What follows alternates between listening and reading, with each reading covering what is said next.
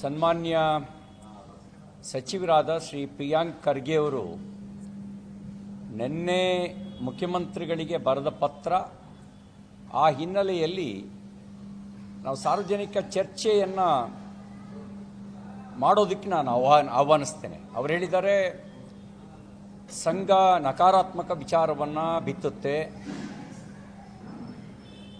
ಗಲಭೆ ಹುಟ್ಟಾಕತ್ತೆ ಅಂತಕ್ಕಂಥ ಮಾತನ್ನು ಹೇಳಿದ್ದಾರೆ. 200 ವರ್ಷದ ಇತಿಹಾಸದಲ್ಲಿ ರಾಷ್ಟ್ರೀಯ ಸ್ವಯಂ ಸೇವಕ ಸಂಘದ ಸ್ವಯಂ ಸೇವಕರು ಭಯೋತ್ಪಾದನೆ ಮಾಡಿದಂಥ ಇತಿಹಾಸ ಇಲ್ಲ. ಸಮಾಜ ಪರಿವರ್ತನೆ ಮಾಡಿದ, ಆಪತ್ತಿನ ಸಂದರ್ಭದಲ್ಲಿ ನೆರವಿಗೆ ನಿಂತ ಸಾವಿರಾರು ಉದಾಹರಣೆಗಳಿದ್ದಾವೆ. ಅದು ಭೂಕಂಪ ಇರ್ಬೋದು, ಪ್ರವಾಹ ಇರ್ಬೋದು, ಯುದ್ಧದ ಪರಿಸ್ಥಿತಿ ಇರ್ಬೋದು, ಸಾಂಕ್ರಾಮಿಕ ರೋಗಗಳಿರ್ಬೋದು. ಈ ಎಲ್ಲ ಸಂದರ್ಭಗಳಲ್ಲಿ ಜಾತಿ ಮತ ಪಂಥದ ಭೇದವಿಲ್ಲದೆ ನೆರವಿಗೆ ನಿಂತ ನೂರಾರು ಉದಾಹರಣೆಗಳಿದ್ದಾವೆ. ಮತ್ತು ರಾಷ್ಟ್ರೀಯ ಸ್ವಯಂ ಸೇವಕ ಸಂಘದ ಪ್ರೇರಣೆಯಿಂದ ಸ್ಥಾಪನೆಗೊಂಡಂಥ ಸಂಘಟನೆಗಳು ಇವತ್ತು ಜನಮನ್ನಣೆಯನ್ನು ಗಳಿಸಿ ಜನಪ್ರೀತಿಗೆ ಪಾತ್ರವಾಗಿ ತನ್ನದೇ ಆದಂಥ ಒಂದು ಐಡೆಂಟಿಟಿಯನ್ನು ಬೆಳೆಸಿರೋದನ್ನು ನಾವು ನೋಡ್ಬೋದು. ಅಖಿಲ ಭಾರತೀಯ ವಿದ್ಯಾರ್ಥಿ ಪರಿಷತ್ ರಾಷ್ಟ್ರೀಯ ಸ್ವಯಂ ಸೇವಕ ಸಂಘದ ಪ್ರೇರಣೆಯಿಂದ ಹುಟ್ಟಿದ ಸಂಘಟನೆ. ಭಾರತೀಯ ಮಜ್ದೂರ್ ಸಂಘ BMS ಅದು ಕೂಡ ಸಂಘದ ಪ್ರೇರಣೆಯಿಂದ ಹುಟ್ಟಿದ ಸಂಘಟನೆ. ಭಾರತೀಯ ಜನಸಂಘ, ಭಾರತೀಯ ಜನತಾ ಪಾರ್ಟಿ ಸಂಘದ ಪ್ರೇರಣೆಯಿಂದ ಹುಟ್ಟಿದ ಸಂಘಟನೆ. ವಿಶ್ವ ಹಿಂದೂ ಪರಿಷತ್ ಅದು ನಿರ್ಣಯ ಮಾಡಿದ್ದೇನೆ, ನ ಹಿಂದೋ ಪತಿತೋ ಭವೇತ್, ಯಾವೊಬ್ಬ ಹಿಂದೂವು ಕೂಡ ಅವನು ಪತಿತ ಅಲ್ಲ ಅನ್ನುವಂಥ ಮಾತನ್ನು ಹೇಳಿದ್ದು ಮಾತ್ರ ಅಲ್ಲ, ಹಿಂದೋ ಸೋದರ ಸರ್ವೇ, ಪ್ರತಿ ಹಿಂದೂಗಳು ಸೋದರ ಸಮಾನರು ಅನ್ನುವಂಥ ಭಾವೈಕ್ಯತೆಯ ಸಂದೇಶವನ್ನು VHP ಸಾರ್ತು. ಹೀಗೆ ಮಾತ್ರ ಅಲ್ಲ, ಸೇವಾ ಭಾರತಿ ಅಂತ ಸಂಘಟನೆಗಳು, ವಿದ್ಯಾಭಾರತಿ ಅಂತ ಸಂಘಟನೆಗಳು ಸಮಾಜಕ್ಕೆ ತನ್ನದೇ ಆಗಿರ್ತಕ್ಕಂಥ ಸಕಾರಾತ್ಮಕ ಕೊಡುಗೆಗಳನ್ನು ಕೊಡ್ತಾ ಇದ್ದಾವೆ. ಹೀಗೆ ಸಕಾರಾತ್ಮಕ ಕೊಡುಗೆಗಳನ್ನು ಕೊಡ್ತಿರುವ ಸಂಘಟನೆಗಳನ್ನು ನೀವು ನಕಾರಾತ್ಮಕ ಅಂತ ಹೇಳೋದೇ ನಿಮ್ಮ ಮನಸ್ಸಿನ ನಕಾರಾತ್ಮಕ ಧೋರಣೆಯನ್ನು ಪ್ರತಿಬಿಂಬಿಸುತ್ತೆ. ಏನಾಗಿದೆ, ನೀವು ಕಷ್ಟಪಟ್ಟಿಲ್ಲ, ಅಪ್ಪನ ರಾಜಕೀಯ ವಾರಸುದಾರಿಕೆ ಅಚಾನಕ್ಕಾಗಿ ತಮಗೆ ಸಿಕ್ಬಿಡ್ತು. ಪರಿಶ್ರಮ ಪಟ್ಟು ಬೂತ್ ಲೆವೆಲಲ್ಲಿ ಕೆಲಸ ಮಾಡಿ ಜನಮನ್ನಣೆ ಪಡೆದು ಜನಾಂದೋಲನದ ಮೂಲಕ ಜನನಾಯಕರಾದವರು ನೀವಲ್ಲ. ನಿಮಗೆ ರಾಜಕೀಯ ವಾರಸುದಾರಿಕೆ, ಅದ್ರ ಜೊತೆಗೆ ಬೇರೆ ಬೇರೆ ವಾರಸುದಾರಿಕೆಗಳು ಅಚಾನಕ್ಕಾಗಿ ಸಿಕ್ಬಿಡ್ತು.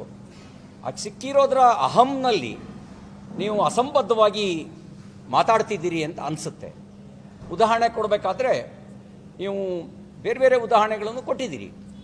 ಬಸವಣ್ಣನವರ ನಮ್ಮದು ಬಸವ ತತ್ವ ಅಂತ ಹೇಳಿದ್ದೀರಿ. ನಿಮಗೆ ಗೊತ್ತಿದೆಯಾ ಪ್ರಿಯಾಂಕ್ ಖರ್ಗೆ ಅವರಿಗೆ ಬಸವ ತತ್ವ ಏನು ಅಂಥೇಳಿ? ಬಸವಣ್ಣವ್ರು ಹೇಳಿದ್ದು, ಕಳಬೇಡ ಕೊಲಬೇಡ, ಹುಸಿಯ ನುಡಿಯಲು ಬೇಡ, ಅನ್ಯರಲು ಅಸಹ್ಯ ಪಡಬೇಡ, ತನ್ನ ಬಣ್ಣಿಸಬೇಡ, ಇದಿರ ಅಳಿಯಲು ಬೇಡ, ಇದೇ ಅಂತರಂಗ ಸುದ್ದಿ, ಇದೇ ಬಹಿರಂಗ ಸುದ್ದಿ ಅಂತ ಹೇಳಿದರು.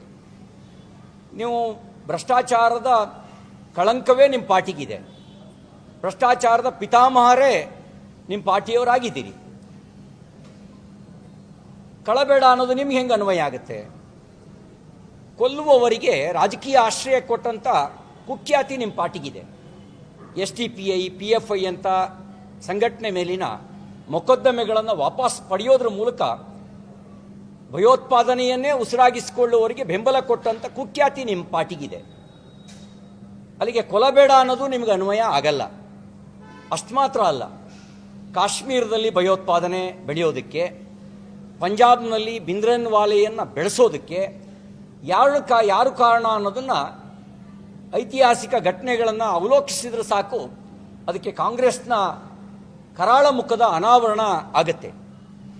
ಅಷ್ಟು ಮಾತ್ರ ಅಲ್ಲ, ಪಾರ್ಲಿಮೆಂಟ್ ಮೇಲೆ ದಾಳಿ ಮಾಡಿದವ್ರನ್ನ ಅವ್ರ ಪರವಾಗಿ ಸಿಂಪತಿ ವ್ಯಕ್ತಪಡಿಸಿದ ಕುಖ್ಯಾತಿಯು ನಿಮ್ಮ ಪಾರ್ಟಿಯ ಹೆಗಲ ಮೇಲೇ ಇದೆ. ಇದಿಷ್ಟು ಮಾತ್ರ ಸಾಲದು ಅಂಥೇಳಿ ಕುಕ್ಕರ್ ಬಾಂಬ್ ಹಾಕಿದವ್ರನ್ನ ಬ್ರದರ್ಸ್ ಅಂದವರು, ಅಂಥವರಿಗೆ ಕುಮ್ಮಕ್ಕೆ ಕೊಡ್ತಕ್ಕಂಥವ್ರು, ಗೋಹತ್ಯೆ ಗೋ ಹಿಂಸೆ ಅದನ್ನು ನೋಡಿಕೊಂಡು ಓಟಿನ ಆಸೆಗೋಸ್ಕರ ಮೌನವಾಗಿರ್ತಕ್ಕಂಥವ್ರು. ಅಷ್ಟು ಮಾತ್ರ ಅಲ್ಲ, ವಿಧಾನಸೌಧದಲ್ಲೇ ಪಾಕಿಸ್ತಾನ್ ಜಿಂದಾಬಾದ್ ಅಂತ ಘೋಷಣೆ ಕೂಗಿದವ್ರನ್ನ ಸಮರ್ಥಿಸ್ತಕ್ಕಂಥ ನೀಚತನದ ರಾಜಕಾರಣದ ಇತಿಹಾಸವೂ ಕೂಡ ಕಾಂಗ್ರೆಸ್ ಪಾರ್ಟಿಯ ಇತಿಹಾಸದಲ್ಲೇ ಇದೆ. ಹಾಗಾಗಿ ನಿಮಗೆ ಕಳಬೇಡ ಕೊಲಬೇಡ, ಹುಸಿಯ ನುಡಿಯಲು ಬೇಡ, ಇದು ಕೂಡ ನಿಮಗೆ ಅನ್ವಯ ಆಗಲ್ಲ. ಯಾಕೆ ಅಂದರೆ ಮಾತೆತ್ತಿದ್ರೆ ಸುಳ್ಳೇ ಹೇಳ್ಕೊಂಡು ರಾಜಕಾರಣ ಮಾಡ್ತಕ್ಕಂಥ ಒಂದು ಮನೋಭಾವನೆ ನಿಮ್ಮ ಪಕ್ಷದ್ದು. ಯಾಕೆಂದರೆ ಮಹಾತ್ಮ ಗಾಂಧಿಯವರ ಹತ್ಯೆಗೂ ರಾಷ್ಟ್ರೀಯ ಸ್ವಯಂ ಸೇವಕ ಸಂಘಕ್ಕೂ ಸಂಬಂಧ ಇಲ್ಲ ಅಂಥೇಳಿ ಅವತ್ತಿನ ಜವಾಹರ್ಲಾಲ್ ನೆಹರು ನೇತೃತ್ವದ ಸರ್ಕಾರವೇ ರಚಿಸಿದ ವಿವಿಧ ಕಮಿಟಿ ಮತ್ತು ಆಯೋಗಗಳು ಹೇಳ್ತು. ಕಪೂರ್ ಆಯೋಗ ಏನು ಹೇಳ್ತು? ರಾಷ್ಟ್ರೀಯ ಸ್ವಯಂ ಸೇವಕ ಸಂಘಕ್ಕೂ ಗಾಂಧಿ ಹತ್ಯೆಗೂ ಸಂಬಂಧ ಇಲ್ಲ ಅಂತ ಹೇಳಿ ಕಪೂರ್ ಆಯೋಗ ಹೇಳ್ತು. ಆದರೂ ಮತ್ತೆ ಮತ್ತೆ ಮತ್ತೆ ಮತ್ತೆ ಗಾಂಧಿ ಹತ್ಯೆ ಮಾಡಿದವರು ಅಂತ ಸುಳ್ಳು ಹೇಳ್ತೀರಿ ಅಂದರೆ ಹುಸಿಯ ನುಡಿಯಲು ಬೇಡ ಅನ್ನೋದು ಕೂಡ ನಿಮ್ಮ ಪಾರ್ಟಿಗೆ ಅನ್ವಯ ಆಗೋದಿಲ್ಲ. ಸುಳ್ಳೇ ನಿಮ್ಮ ಬಾಯಿಂದ ಉದುರ್ತಕ್ಕಂಥದ್ದು, ನಿಮ್ಮ ಪಾರ್ಟಿಯ ಬಾಯಿಂದ ಉದುರ್ತಕ್ಕಂಥದ್ದು. ಇನ್ನು ಸರ್ವಾಧಿಕಾರಿ, ಯಾರು ಸರ್ವಾಧಿಕಾರಿ? ತುರ್ತು ಪರಿಸ್ಥಿತಿ ಹೇರಿದ ದಾಖಲೆ ಯಾರಿಗಿದೆ? ನಿಮ್ಮ ಪಾರ್ಟಿಗೆ ಇರೋದು ತುರ್ತು ಪರಿಸ್ಥಿತಿ ಹೇರಿದ ದಾಖಲೆ. ಸಂವಿಧಾನದ ಆಶಯಗಳನ್ನು ಮಾತ್ರ ಅಲ್ಲ, ಸಾಂವಿಧಾನಿಕ ಹಕ್ಕುಗಳನ್ನು ಕೂಡ ನೀವು ನಿಮ್ಮ ಪಾರ್ಟಿ ಮೊಟಕು ಮಾಡಿ ಪ್ರಜಾಪ್ರಭುತ್ವದ ದಮನ ಮಾಡಿ ರಾಜಕೀಯ ನಾಯಕರುಗಳನ್ನೆಲ್ಲ ಜೈಲಿಗೆ ತಳ್ಳಿ ಸರ್ವಾಧಿಕಾರಿಯಾಗಿ ಮೆರೆದವರು ನಿಮ್ಮ ಪಾರ್ಟಿಯವರು. ಅದು ಮರ್ತು ಬಿಟ್ಟಿದ್ದೀರಾ ನೀವು? ಸರ್ವಾಧಿಕಾರಿ ಅನ್ನೋದು ಕೂಡ ನಿಮ್ಮ ಪಾರ್ಟಿಗೆ ಅಪ್ಲೈ ಆಗ್ತಕ್ಕಂಥ ಸಂಗತಿ. ಸನ್ಮಾನ್ಯ ಪ್ರಿಯಾಂಕ್ ಖರ್ಗೆ ಅವರೇ, ಇದನ್ನೆಲ್ಲ ತಿಳಿದು ನೀವು ಮಾತಾಡಿ. ಇಷ್ಟರ ಮೇಲೆ ಒಂದು ಮಾತು ಹೇಳಲಿಕ್ಕೆ ಬಯಸ್ತೇನೆ.